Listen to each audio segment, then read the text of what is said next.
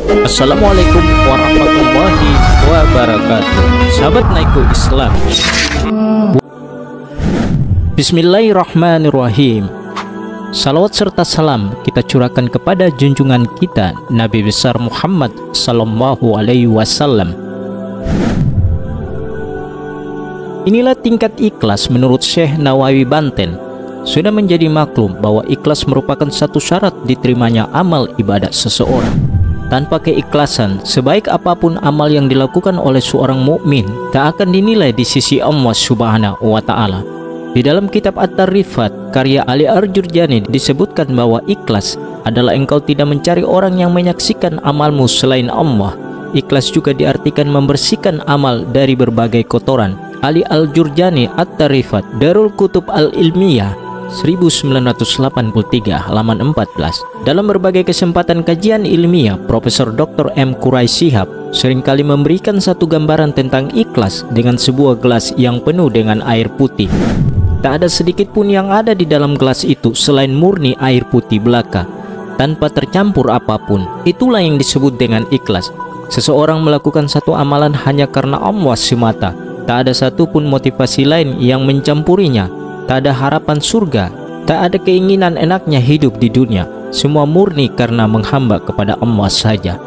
Meski demikian, ada kriteria tertentu di mana seseorang melakukan suatu amalan dengan motivasi tertentu, namun masih dikategorikan sebagai ikhlas. Syekh Muhammad Nawawi Banten dalam kitab Nashaihul Ibad membagi keikhlasan ke dalam 3 tingkatan. Muhammad Nawawi Al-Jawi Nashaihul Ibad Darul Kutub Islamiyah 2010 halaman 58. Dalam kitab tersebut beliau memaparkan bahwa tingkat pertama yang merupakan tingkat paling tinggi di dalam ikhlas sebagai berikut. Artinya, tingkatan ikhlas yang paling tinggi adalah membersihkan perbuatan dari perhatian makhluk manusia, di mana tidak ada yang diinginkan dengan ibadahnya selain menuruti perintah Allah dan melakukan hal penghambaan, bukan mencari perhatian manusia berupa kecintaan, pujian, harta, dan sebagainya. Pada tingkatan ini, orang yang melakukan amalan atau ibadah tidak memiliki tujuan apapun selain hanya karena menuruti perintah Allah semata. Ini menyadari bahwa dirinya adalah hamba atau budaknya Allah, sedangkan Allah adalah tuannya. Maka baginya sudah selayaknya seorang hamba taat dan patuh serta menuruti apapun yang diperintah oleh tuannya tanpa berharap mendapatkan imbalan apapun.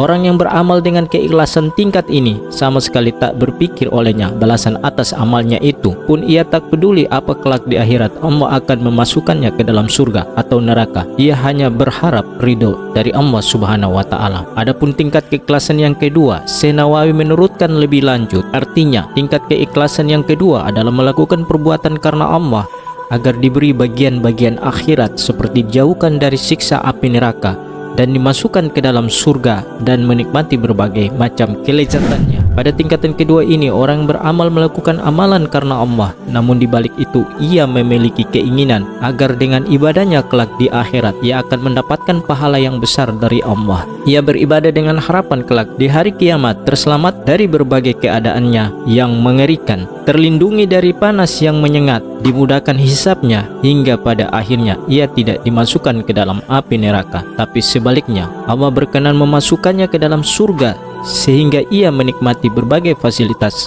yang tiada duanya. Beribadah dengan niat dan motivasi seperti ini masih dikategorikan sebagai ikhlas, hanya saja bukan ikhlas yang sesungguh-sungguhnya ikhlas.